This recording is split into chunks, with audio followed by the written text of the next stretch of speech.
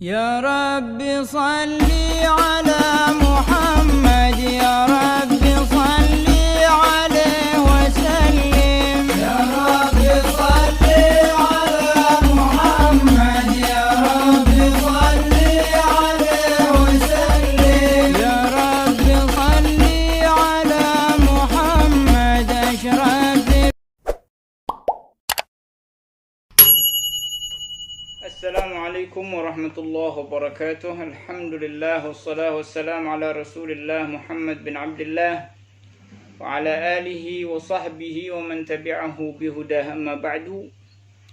Melanjutkan bab nikah dalam kitab Al-Miftah karya Al-Habib Muhammad bin Salim bin Hafidh. Di episode yang lalu telah kita bahas tentang mengenai perawan, ya. Jika yang dilamar adalah seorang perawan, maka telah kita jelaskan di episode sebelumnya. Kali ini beliau melanjutkan jika yang dilamar adalah janda, maka orang yang melangsungkan akad harus mencari tahu terlebih dahulu. Di antaranya hendaknya dia bertanya, apakah dia janda karena sebab suaminya meninggal atau karena sebab dicerai atau ditalak.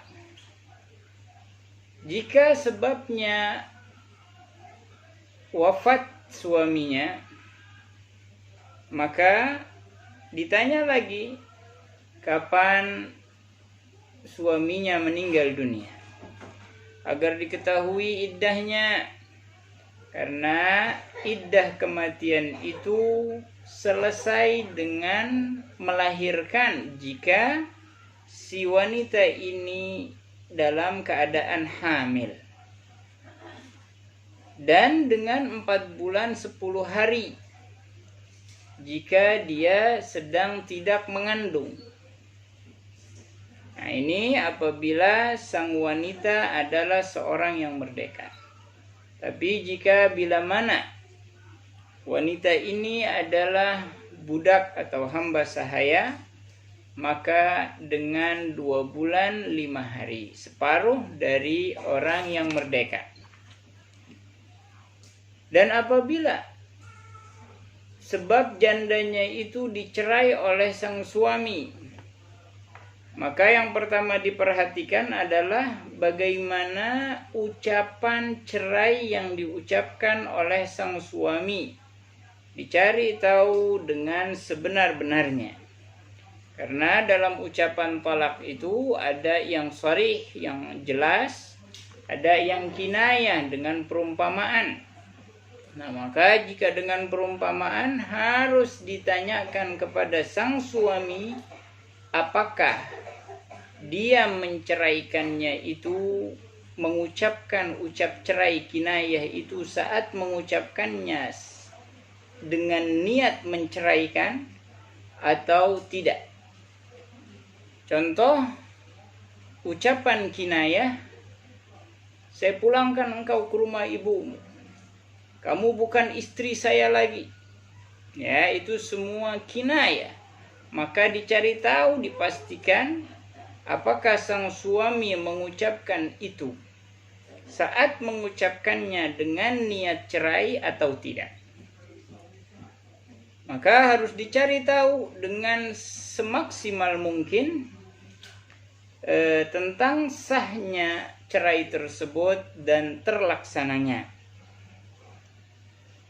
Adapun ucapan-ucapan cerai yang sharih, yang jelas adalah seperti Zaid mengatakan kepada istrinya, saya ceraikan engkau, atau saya talak engkau. Maka 2 kalimat ini adalah kalimat sharih, jelas. Jadi tidak ada alasan lagi, saya enggak niat, tetap mau niat ataupun tidak jatuh cerai. Nabi sallallahu alaihi wasallam mengatakan, "Thalathatun hazluhun najid wa jidduhun najid." 3 perkara. bercandanya menjadi serius, seriusnya menjadi serius. Apa itu ya Rasulullah? An-nikahu, pertama nikah, wat-talagu, dan cerai, wal itq, juga membebaskan budak. Ini 3 perkara yang nggak boleh kita bercanda. Jadi ucapan cerai dari seorang suami itu sah secara mutlak dalam keadaan apapun. Baik istri sedang mengandung, istri sedang haid, istri sedang suci, baik suami dalam keadaan emosi, baik suami dalam keadaan santai, dalam keadaan bercanda, dalam keadaan mabuk yang disengaja. Ya, kemarin kita telah jelaskan yang dimaafkan hanya 2. Mabuk karena tidak disengaja. Ya, dia mabuk nggak tahu kalau itu minuman adalah sesuatu yang memabukkan. Dia minum, pulang mengucapkan kalimat cerai terhadap istrinya, maka tidak jatuh karena mabuknya bukan disengaja. Dan yang kedua, apabila dia mengigau. Ya, apabila dia mengigau, itu tidak jatuh talak. Nah, setelah kita tahu bahwa sah lafaz talaknya, ditanya lagi, apakah cerainya tersebut khul'i? Ya, ada khulu'. Nanti yang kita akan jelaskan mas'alatul khulu'. Ya, ini di kitab selanjutnya lebih baik, karena hal-hal semacam ini terkadang tidak boleh disebarluaskan karena bisa disalah manfaatkan. Ya, jadi apakah dia khul'i ataupun raj'i? Apakah talaknya talak bain? Apakah talak raj'i? Apakah talaknya khul'i bainunatus sughra, atau talak 3, atau talak 2, ya, atau talak 1? Ya, talak 3 ini sudah bainunatul kubra. Kalau talak 1 dan 2 ini disebutnya talak raj'i. Ya, apabila talaknya talak raj'i, dipastikan apakah suaminya pernah mengucap rujuk kepada istrinya di masa iddahnya atau tidak. Nah, jadi lebih sulit menikahi janda daripada perawan. Jika sudah ketahuan, oh talaknya talak raj'i atau khul'i atau sudah talak 3, maka tanya lagi, apakah si wanita ini, si perempuan ini telah digauli oleh sang suami sebelum dicerai, ya, atau belum? Karena apabila belum digauli, maka wanita ini tidak memiliki iddah. Ya, habis dinikahi langsung dicerai, besoknya dia mau kawin lagi, boleh. Tapi kalau dia sudah digauli oleh suaminya sebelum dicerai, maka harus memiliki iddah. Nah, apabila sudah digauli oleh sang suami, ditanya lagi, apakah kapan selesai iddahnya? Kapan selesai iddahnya? Nah, oh saya nggak tahu, maka kita tanya lagi, apakah kamu ini, wahai si perempuan ini, orang yang masih haid atau tidak? Kalau yang masih haid, maka dengan 3 kali suci selesai iddahnya. Tapi kalau misalnya dia udah nggak haid, ya, karena usia atau memang dasarnya dia nggak pernah haid, atau dia masih kecil, ya, belum pernah merasakan haid, maka iddahnya dengan 3 bulan. Iddahnya 3 bulan. Jadi tidak ada dalam Islam itu iddah wanita 3 bulan 10 hari, itu nggak ada. Jadi kalau dia masih haid, iddahnya 3 kali suci. Apabila dia tidak haid, maka iddahnya 3 bulan tanpa 10 hari. Tanpa 10 hari. Wabil jumlah, ya, secara keseluruhan, maka tidak boleh kita langsung sekonyong-konyong mengakadkan seorang janda dengan pria pilihannya kecuali setelah memastikan bahwa dia terbebas dari ikatan pernikahan. Paham? Dan juga terbebas dari iddah dan dari segala halangan yang ada. Paham?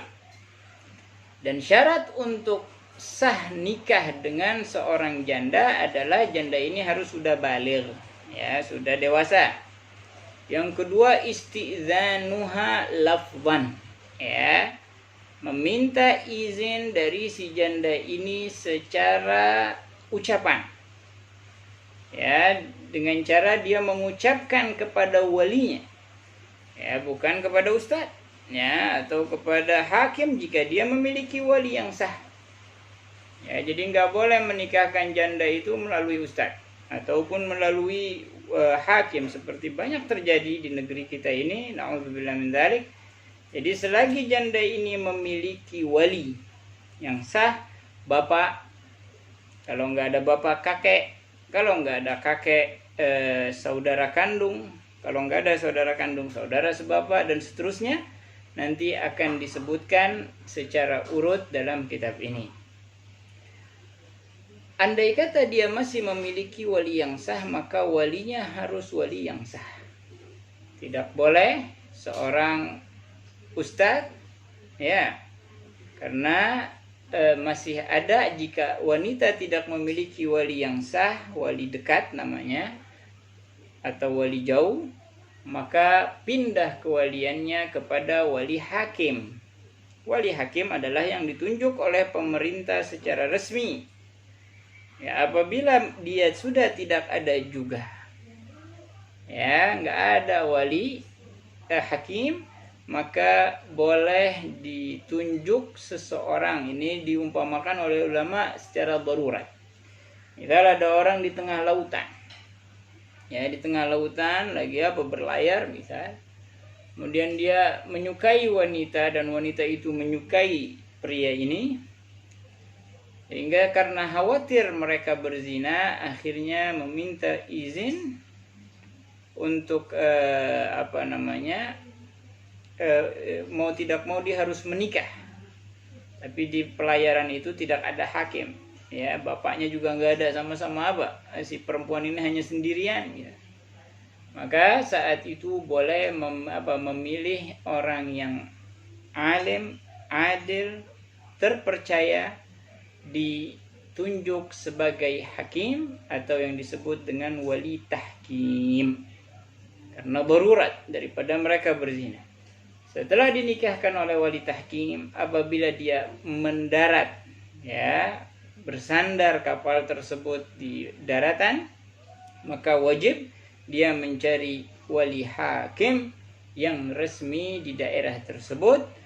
Atau apabila sudah pulang ke daerahnya, maka wajib dia mengulang akadnya dengan wali yang sah, yaitu orang tuanya atau yang lain-lainnya seperti yang telah disebutkan.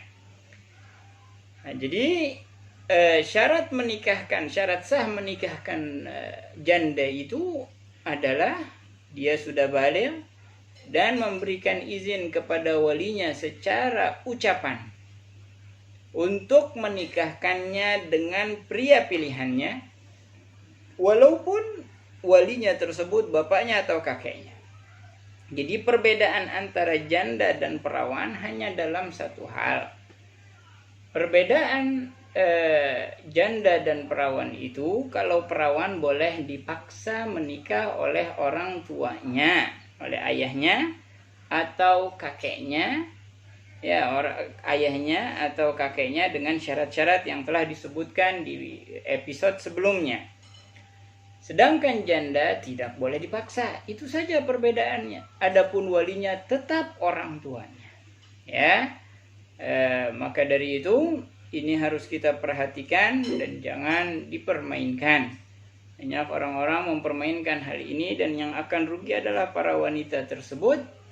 Karena nikah secara diam-diam kemudian ditinggalkan begitu saja, maka akan merugikan dirinya dan pernikahannya tidak sah dan itu dianggap zina, wal'iyadzubillah.